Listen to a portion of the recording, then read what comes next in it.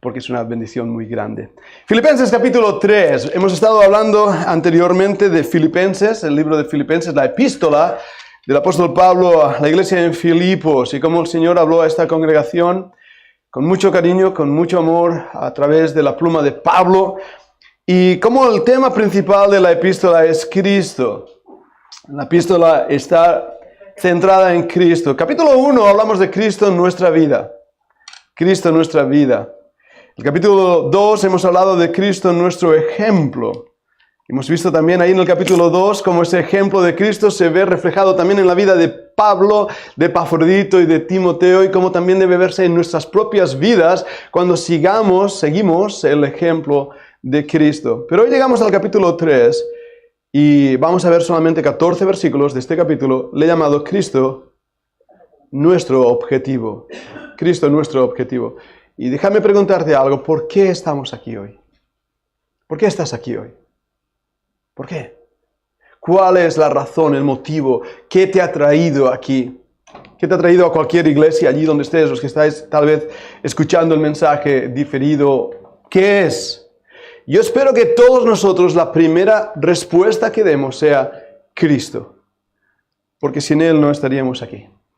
Y por eso Cristo debe ser nuestro objetivo. Capítulo 3, versículo 1, vamos a leer hasta el versículo 14. Filipenses 3, 1 al 14. Por lo demás, hermanos, gozaos en el Señor. A mí no me es molesto el escribiros las mismas cosas, y para vosotros es seguro. Guardaos de los perros, guardaos de los malos obreros, guardaos de los mutiladores del cuerpo. Porque nosotros somos la circuncisión, los que en espíritu servimos a Dios y nos gloriamos en Cristo Jesús, no teniendo confianza en la carne. Aunque yo tengo también de qué confiar en la carne. Si alguno piensa que tiene de qué confiar en la carne, yo más. Circuncidado al 8º día, del linaje de Israel, de la tribu de Benjamín, hebreo de hebreos, en cuanto a la ley, fariseo, en cuanto a celo perseguidor de la iglesia, en cuanto a la justicia que es en la ley, irreprensible. Pero cuantas cosas eran para mí ganancia, las he estimado como pérdida por amor de Cristo. Y ciertamente aún estimo todas las cosas como pérdida por la excelencia del conocimiento de Cristo Jesús mi Señor, por amor del cual lo he perdido todo y lo tengo por basura para ganar a Cristo y ser hallado en Él, no teniendo mi propia justicia que es por la ley, sino la que es por la fe de Cristo, la justicia que es de Dios por la fe, a fin de conocerle y el poder de su resurrección y la participación de sus padecimientos, llegando a ser semejantes a Él en su muerte. Si en alguna manera llegase a la resurrección de entre los muertos, no que lo haya alcanzado ya, ni que sea perfecto, sino que prosigo por ver si logro asir aquello para lo cual fui también nacido por Cristo Jesús. Hermanos, yo mismo no pretendo haberlo ya alcanzado, pero una cosa hago, olvidando ciertamente lo que queda atrás y extendiéndome a lo que está delante, prosigo a la meta, al premio del supremo llamamiento de Dios en Cristo Jesús. Señor, bendiga su palabra en nuestro corazón, su preciosa palabra. ¿Sabes que hay cosas en la vida cristiana que Dios no ha ordenado? Hay cosas que hacemos en nuestro día a día y en nuestro hacer, en nuestra cultura evangélica, que no están en las Escrituras. Esto puede ser algo chocante al hablar de esto, y estoy hablando de esto a una congregación que sé que muchos de vosotros hace años que estáis dentro de la iglesia evangélica cristiana.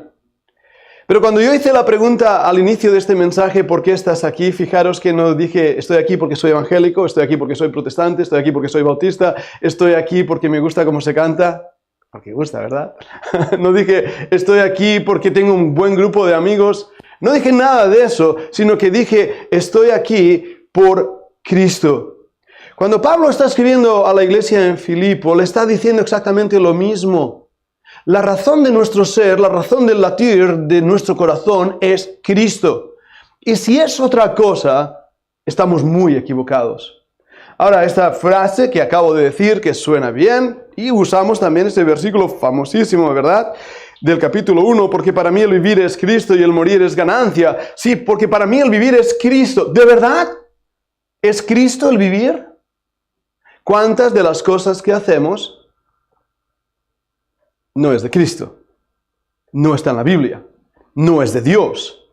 Pero tenemos miedo de dejar de hacerlo porque incluso podemos ser atacados, criticados, bombardeados.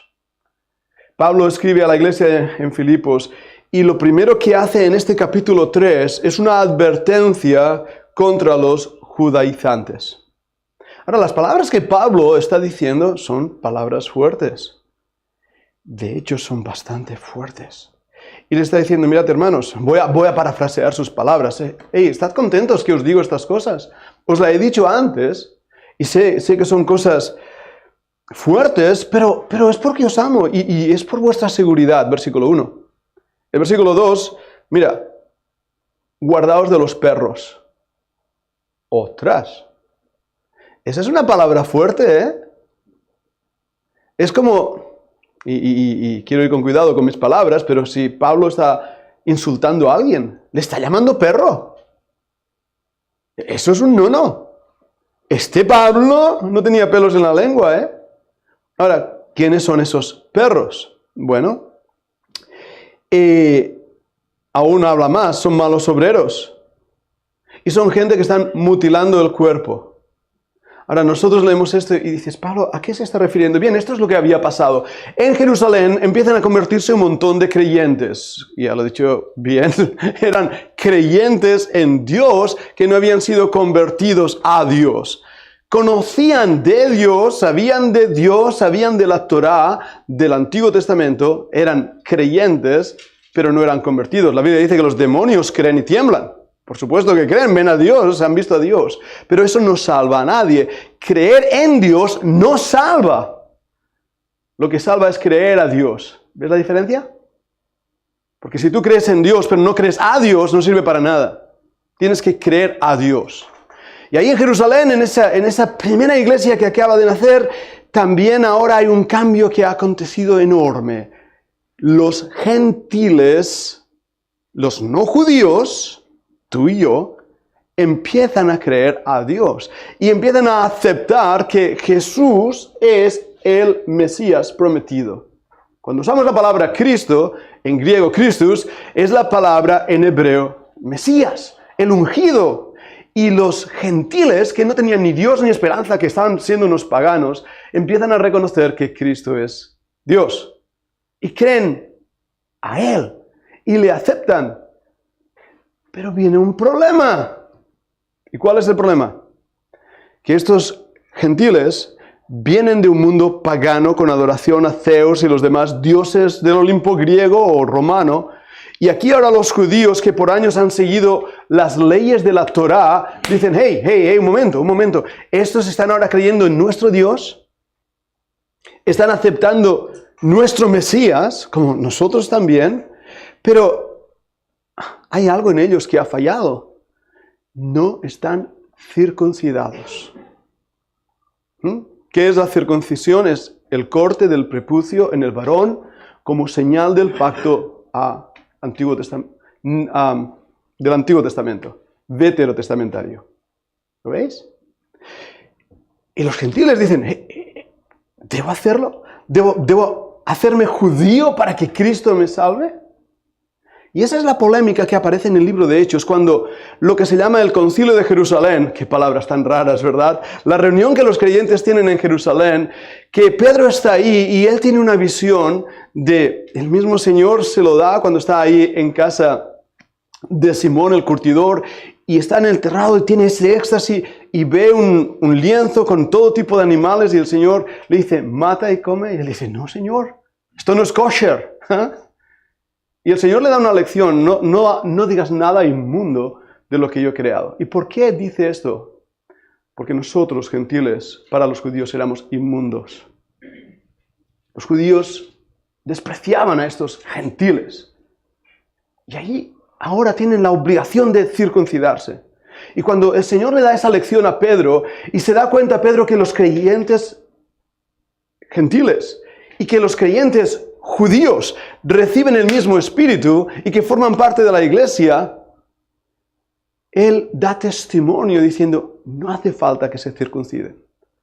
Y esa reunión termina diciendo, bueno, que se guarden del pecado, y habla ahí también de lo sacrificado de la sangre, porque hacían sacrificios con sangre los gentiles y eso tienen que dejarlo a un lado. Y tienen que dejar su inmoralidad, su vida inmoral, y tienen que dejar esas características claras y evidentes del paganismo. Pero no hacía falta circuncidarse. ¿Estáis conmigo? Pero eso que es Biblia, y eso que está en las Escrituras, y eso que es lo que Dios mandó, queda puesto a un lado cuando la tradición de los hombres dice, no, tienen que circuncidarse. ¿Lo ves? Y hermanos, ahí es donde Pablo habla claramente a lo que se llama, el término es judaizantes. Es decir, personas que fuerzan a los gentiles a ser judíos, circuncidándose y guardando las leyes veterotestamentarias, y no entienden el principio del espíritu de la ley, el por qué Dios dio esas leyes, esas 613 leyes. Y Pablo es muy fuerte. Son perros, son falsos maestros, están esclavizándoos y dice, ojalá ellos fueran mutilados. Me digas que es fuerte este Pablo. Ojalá ellos fueran hechos pedacitos, porque en vez de daros la libertad, os están esclavizando a tradiciones de los hombres. Wow, Pablo, muy bien, ahora entiendo. Porque nosotros, versículo 3, somos la circuncisión, los que en espíritu servimos a Dios y nos gloriamos en Cristo Jesús, no teniendo confianza en la carne.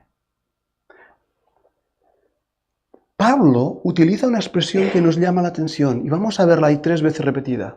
Confianza en la carne. Mira ese versículo 3. La ley es confianza en la carne. Mira el versículo 4. Aunque yo tengo también de que confiar en la carne. ¿Lo veis? ¿A qué se refiere esto? ¿A qué se refiere esa justicia que es confianza en la carne? Si alguno piensa, versículo 4, que tiene de que confiar en la carne, yo más. ¿Qué es esto? Bueno, hermanos, es la religión. El cumplir la ley sin entender el espíritu de la ley.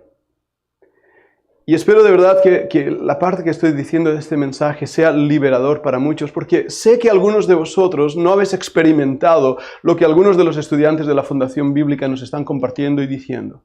Algunos, sobre todo los que habéis venido de Sudamérica, habéis estado en esas iglesias grandes, sabéis de qué estoy hablando. Donde se produce un control sobre el individuo y sobre la persona, desde el liderazgo, no uso pastores, no voy a usar esa palabra porque es degradar el término que Dios usa para sus siervos, pero líderes que toman su autoridad como si fuera razón de control sobre el individuo. Y el principio que Pablo está aquí denunciando se repite vez tras vez. Ahora, yo confieso delante de vosotros, hermanos, yo mismo he sido culpable de hablar de cosas que no están en la Biblia, que Dios no dijo, pero que creíamos que era lo que se tenía que hacer porque era confianza en la carne. Y Pablo va a usar aquí, en ese ejemplo, su propia vida y no tiene miedo de decirle a la iglesia ahí en Filipo, hey, yo fui un fariseo. La palabra fariseo en el hebreo quiere decir puro. Estos eran los más puros de la religión judaica. Y Pablo era fariseo de fariseos, más puro que los fariseos. ¿Veis? Y él era irreprensible en cuanto a la ley. Guardaba Shabbat, sábados. No el sábado de la semana, sino descansos. Hay muchos Shabbats. Incluso tenemos festividades y ahí viene la confusión cuando el Señor Jesucristo dice, murió el viernes porque al día siguiente era Shabbat. No era el sábado semanal, no era el viernes sábado. Era el gran día de reposo, seguramente esa festividad celebrada del Pesaj. Por lo tanto, Jesús no murió el viernes. Pero ese Shabbat es lo que él guardaba. Él guardaba kosher, él guardaba las vestimentas, él tenía su kippah y su talit y todas esas cosas, si me permitís decirlo así. Pero todo eso era exterior, era confianza en la carne. Y los fariseos en el Mateo son confrontados por el Señor Jesucristo. Hay 13 ay de ti, fariseo. Cristo diciendo ay. Y es muy duro, hermanos, cuando nos examinamos a nosotros mismos y nos damos cuenta de lo que Pablo está diciendo ahí, cómo hemos establecido nuestra confianza en la carne. Hemos puesto nuestra confianza en nosotros mismos porque nos hemos sentido bien con nosotros mismos, porque hemos hecho ciertas cosas que nos dan aplausos, pero que no vienen del Espíritu. Ahora es la presión de grupo. La presión del grupo. Si yo hago algo diferente, me van a fusilar, literalmente hablando. Van a atacarme, van a criticarme, van a acusarme de no ser espiritual, van a acusarme de no tener el Espíritu, van a acusarme de ser mundano, van a acusarme de ser liberal, van a acusarme de no ser espiritual, porque yo hago aquello, lo otro o lo de más allá. Lo mismo que estaba pasando con estos judaizantes que estaban forzando cosas en la vida de las personas. Y el problema básico se encuentra en que tomamos esas leyes y creemos que vienen de Dios. Esta mañana me enviaron un vídeo es un cura, y es un cura que además es muy gracioso. Siempre lo he visto con sus cosas y da mucha gracia verle. Pero, haciendo la historia corta, él fue expulsado de la Iglesia Católica por varias cosas, no por escándalos, pero varias cosas. Y él decía esto, y estoy hablando de un cura, estoy hablando de un católico, ¿de acuerdo? Pero mirad lo que empieza a decir. Dice, yo no creo en una religión, creo en Dios. Vale, muy bien, ¿eh? Creo en Cristo. ¡Wow! Hay cosas que Dios no ha dicho. Y pone este ejemplo, y ese ejemplo a mí me chocó. Alemania, 1945. Tú eres alemán. ¿Vale? Vamos a Polonia. Vienen los soldados alemanes, hay un bando en la ciudad, nadie puede proteger o hospedar a un judío. Si tú tienes un judío en casa, tienes que entregarlo a las autoridades. ¿Ley del gobierno? Sí. ¿Qué dice la Biblia en cuanto a obedecer al gobierno? Sí, ¿no? ¿Dice la Biblia que obedezcamos al gobierno? ¿Qué hacemos? Ahora, este cura puso este ejemplo. Te dicen, entrega a esos judíos que tienen, y tú sabes que los te estás entregando para que vayan a la cámara de gas, vayan a la muerte segura. ¿Qué haces? Ahora nosotros, cuando ya el toro ha pasado, y hay un dicho en castellano que dice que es muy fácil torear a un toro pasado, ¿sí? Bueno, es que, claro. ¿Pero qué harías? ¿Poner a tu familia y a ti mismo en el peligro? Hermano, yo no sé qué pasará en el futuro. Pero esa ley que Hitler puso no era de Dios. No era de Dios. Y muchas veces no nos damos cuenta de eso. De que estamos siguiendo tradiciones de los hombres. Porque no queremos pagar el precio de desobedecer a los hombres. Y esto que voy a decir ahora está liberando a muchísimos de nuestros estudiantes que vienen de grupos sectarios y vienen de controles increíbles, de no toques, no gustes, no vayas, no hagas. ¿Por qué? Porque es autoridad de los hombres. Y tienen miedo de salir de ahí porque están atados y esclavizados, con una indefensión que han aprendido porque se sienten que si salen del grupo, no tendrán dónde ir y el grupo les va a fusilar, a tachar, a sacar de en medio. Gracias al Señor que muchos no lo habéis experimentado y a lo mejor estás pensando, oye Pedro, ¿qué es esto? Pero yo sé que algunos lo habéis experimentado. Y habéis visto esa esclavitud, ese desprecio de porque si no haces lo que yo digo, si no vistes como yo digo, si no comes lo que yo digo, si no me das a mí el dinero que yo digo. ¿Ah? Y esa esclavitud, hermanos, yo estoy, de verdad cada vez lo digo y por eso estoy predicando fuerte en este sentido y os invito a que veáis el programa del miércoles. Lo he vivido yo mismo, donde por haber hecho ciertas cosas he recibido cartas de condenación y de ataque y de menosprecio, pero han sido cartas escritas por un hombre y firmadas por un hombre que, con perdón lo digo, es más o menos como yo y hace exactamente como yo. Voy a decirlo de manera fina para no ofender. Usa el lavabo igualito que yo.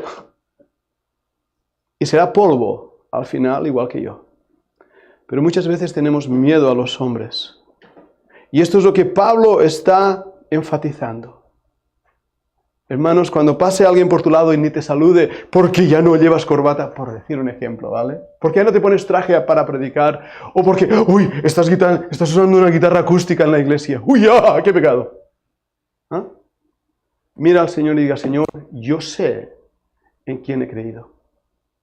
Y Pablo está diciendo esto en cuanto al primer punto, versículo 1 al 3, advertencias contra los judaizantes, versículos 4 al 6, advertencias contra la justicia legalista. En el caso de Pablo era el mundo judío presionando a los gentiles. No hace falta convertirse en judío para ser salvo. No hace falta que vengáis todos con un kipá en la cabeza. Le voy a regalar a la constelación un kipá. Se lo traeré, ¿verdad? No hace falta eso. No hace falta convertirnos en judíos. Y los judíos no hace falta convertirse en gentiles. ¿Ah? No hace falta. Lo que hace falta es que el Espíritu de Dios nos transforme y que la justicia que es en la ley, como Pablo decía que era irreprensible, queda puesta a un lado para que, versículo 7 en adelante, Cristo, objeto de la fe del creyente, para justicia. Y es aquí, hermanos, donde mi corazón de verdad anhela, desea y pido a Dios que nos conmueva esto. Porque si alguno me está oyendo y en vez de aceptar y decir, ostras, tienes razón, está diciendo, uy, este Pedro se ha vuelto en un liberal porque ahora yo sé de dónde vengo. Yo sé cómo enseñé cosas que no estaban en la palabra de Dios.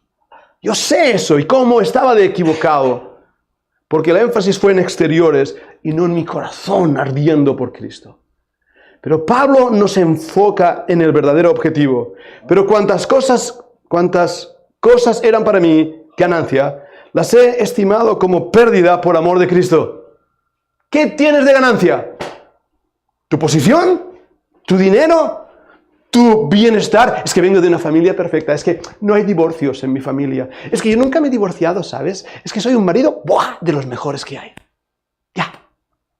No, es que yo no soy como este, es que yo no bailo. Alguien tiene que darle cursos de baile, ya lo digo por ahí, pero bueno. No, es que yo no voy ahí. ¿Es esa tu justicia? Déjame hablarte de la humildad. Déjame hablarte de la integridad. Déjame hablarte de verdadera comunión y relación con Dios. Y luego vienes a darme lecciones, si quieres. Pero vamos a vivir una vida que realmente cuando veamos al Señor, Él pueda decir de nosotros, bien hecho, buen siervo y fiel. ¿Ves la diferencia? En vez de, nunca os conocí, obradores de maldad. ¿Por qué? Ay, Señor, no hicimos esto, y hicimos aquello, y lo otro. Estaba recibiendo otro vídeo, es que hoy todo va de vídeos, ¿eh? No sé si os habéis dado cuenta. Recibe más vídeos en el WhatsApp que dices, no tengo tiempo para ver tantos vídeos. Un vídeo, los 10 predicadores más ricos del mundo. ¡Ostras! Copland era uno de ellos, pero había otros 350 millones de dólares.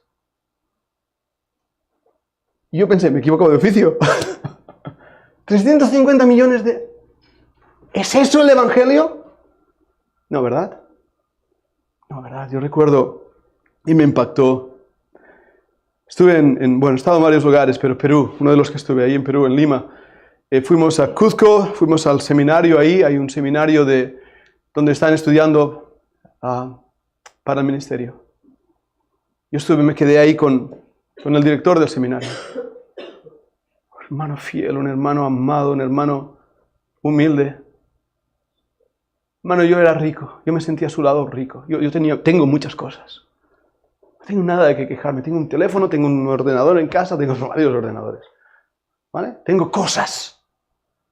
Pero lo que veía ahí, esa humildad, esa entrega, ese sacrificio, es lo que Pablo está diciendo aquí. Las cosas que para mí eran ganancia, las he tenido como, versículo 8, basura. ¿Tiene alguien la versión antigua? ¿Ferran? Estiércol, ¿verdad? Es que esa traducción es correcta. Estos de las 60 se convirtieron en finolis. Porque la palabra estiércol es todavía un poco fina. Es que si la suelto la palabra, o va a ofender. ¿Queréis que la suelte? ¡Miércoles! En la Biblia. En la Biblia. Todo eso. ¡Black! Basura. Estiércol. Para ganar a Cristo. Ahora, ¿qué tiene que pasar en nuestras vidas para que de verdad el Señor nos sacuda y nos diga, hey, tienes que ser hallado en Él? Versículo 9. Y ser hallado en Él, no teniendo mi propia justicia. ¿Os dais cuenta? Que es por la ley, sino la que es por la fe de Cristo, la justicia que es de Dios por la fe. Hermanos, yo os comparto algo y soy sincero al decirlo. Dios me ha tenido que agarrar de los pelos y ponerme delante de mí mismo y decir, mira cómo eres.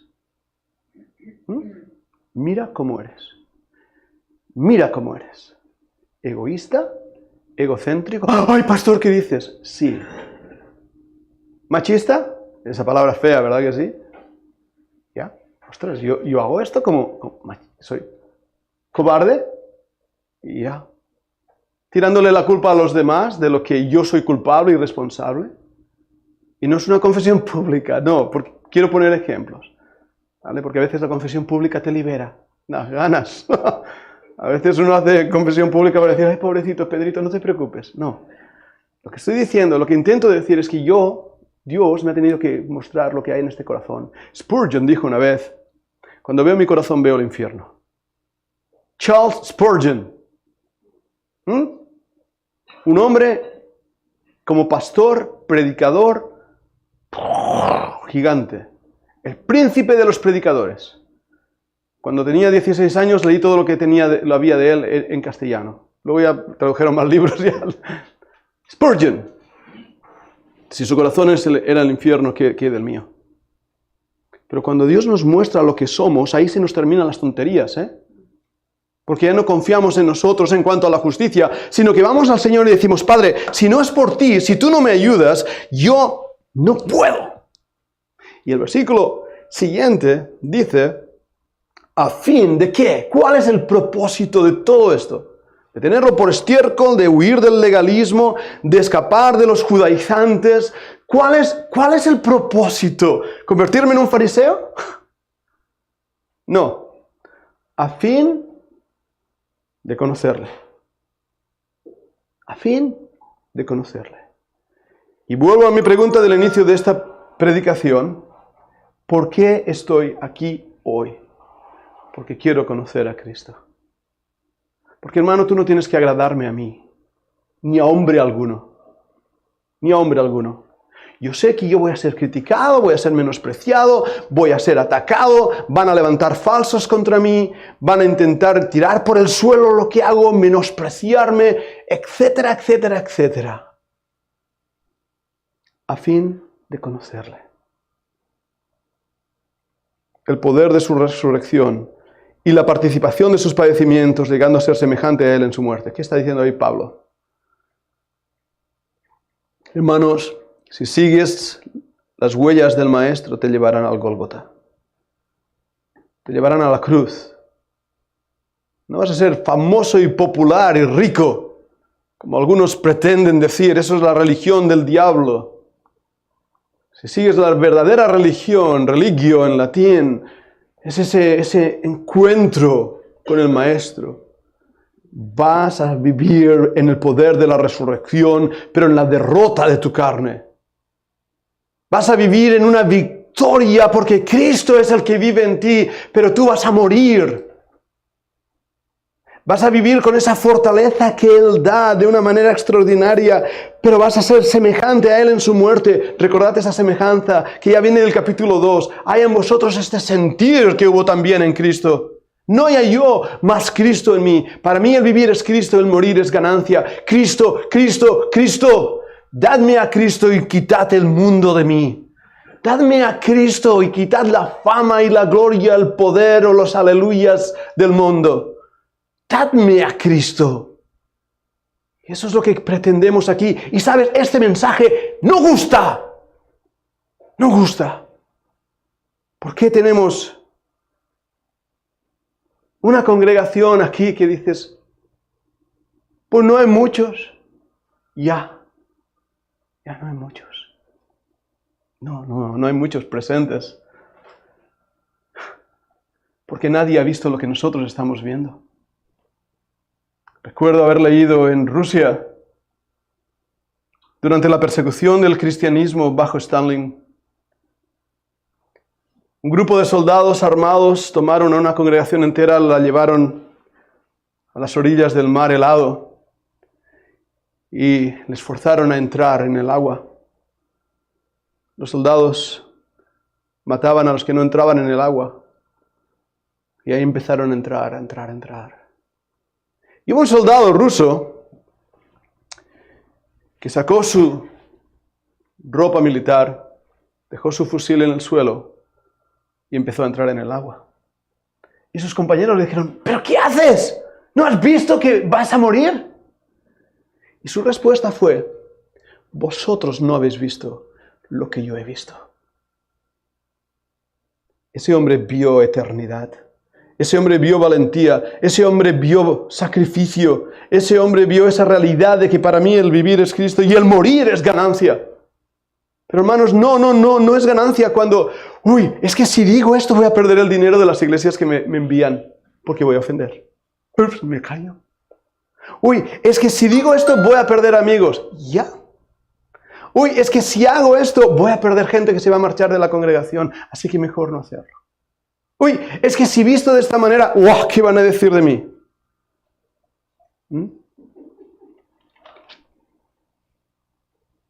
Pablo dice, para mí el vivir es Cristo. Y cuando Dios te libera de eso, voy a hablar muy españolmente, corcholis, me importa un pepino lo que el mundo diga.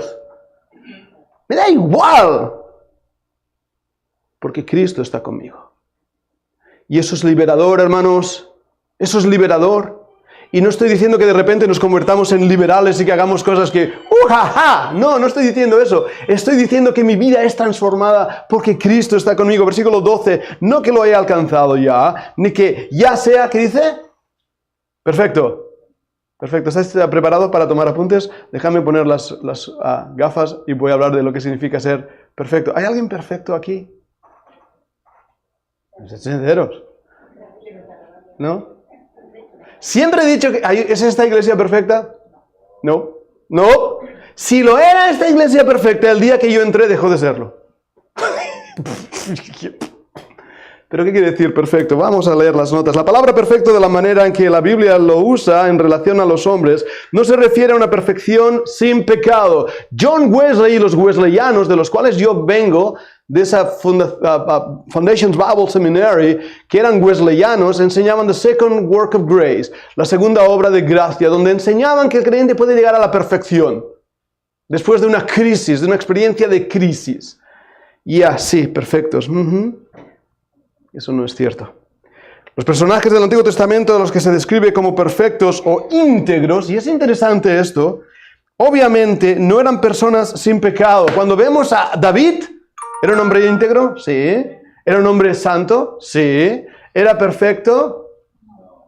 asesino, adúltero, orgulloso, cacho trozo de hombre. Ese era David. Pero Dios lo usó. Y Dios dijo de él que tenía un corazón tremendo. Lo mismo pasa con Job y otros, tengo ahí varias citas. Aunque ciertos números de palabras hebreas y griegas han sido traducidas perfecto, la idea por lo general es algo completo en todos sus detalles. La palabra en hebreo es la palabra tanam. Tanam quiere decir perfecto, no, en cuanto a sin pecado, quiere decir completo. Completo, relleno. La palabra katarizo en griego, y esa palabra es muy hermosa. Katarizo. Es alcanzar una meta o lograr un propósito. La palabra en griego es teleio o teleionosis. Teleio quiere decir haber alcanzado la meta. Y es lo que Pablo está diciendo aquí. Prosigo a la meta, prosigo al blanco, versículo 14, al premio supremo del llamamiento de Dios en Cristo Jesús. Se revela 3 fases de perfección. Escuchad la primera fase, la perfección posicional que todos los creyentes en Cristo ya poseen. En Cristo estoy perfecto. Posicionalmente estoy en Él. Estoy perfecto. No necesito nada, estoy completo. En segundo lugar, la perfección relativa, la madurez espiritual, es ese crecimiento de Filipenses 3:15. Así que todos los que somos perfectos, esto mismo sintamos, y si otra cosa sentís, esto también os lo revelará Dios. ¿Lo veis? Pablo está diciendo, vosotros sois perfectos. Y dices, uy, ¿estás hablando de mí? Sí, si estás en Cristo. Eres perfecto, estás completo. La perfección en cuestión de la voluntad de Dios, el amor, Juan 4:17, no tengo tiempo de ir a esas citas. En cuanto a la santidad, 2 Corintios 7:1, la paciencia, Santiago 1:4, sea vuestra obra perfecta, toda obra buena, en Hebreos 3:21, la madurez se logra progresivamente, día a día, paso a paso, momento a momento, victoria a victoria. Eso es la perfección que la Biblia nos enseña. Y por último, la perfección final. Perfección del alma, espíritu y cuerpo cuando estemos delante de la presencia del Señor. ¿Entendéis lo que Pablo está diciendo así? No intentes conseguir la perfección en tus fuerzas. No lo vas a conseguir. Pero entendamos que ya somos perfectos en Cristo. Cuando Dios te ve, Ferran, te ve perfecto. Porque te ve a través de su Hijo. Cuando el Señor ve que fallamos y pecamos, no, ay, me he fallado. ¿Sabes que una de las definiciones de pecado, hamartía, errar el blanco? Es lo que quiere decir. Pero es que el pecado no es un errar el blanco, es una desobediencia a Dios. Sin embargo, Dios te ve pleno, completo en Él, ¿lo veis? Pero hay algo que pertenece a nosotros. Prosigo a la meta. Mi objetivo. Mi objetivo. Hace años nos visitó aquí en la iglesia un misionero que había pertenecido al equipo olímpico de Irlanda, el hermano Cosgrave.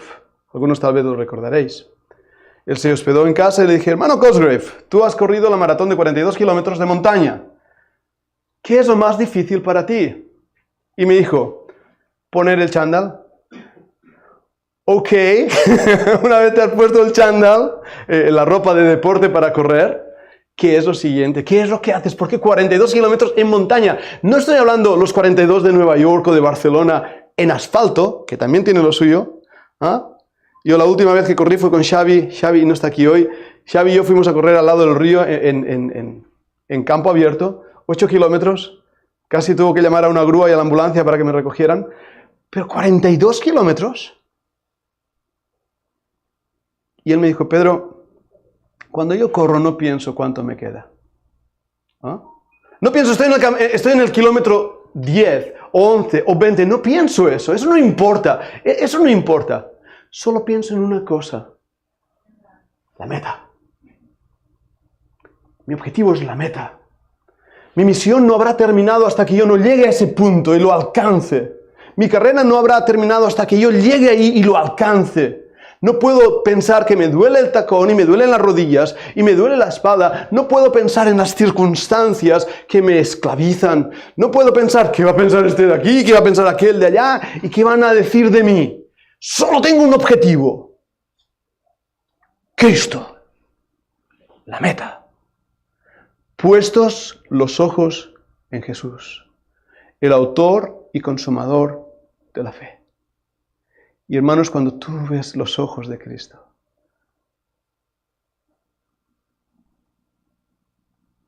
no tienes otros ojos para nadie más. ¿Ya? En catalán decimos, es pensen els enamorats que tothom té els ulls tapats. Lo traduzco a la lengua de Castilla. Se piensan los enamorados que todo el mundo tiene los ojos tapados.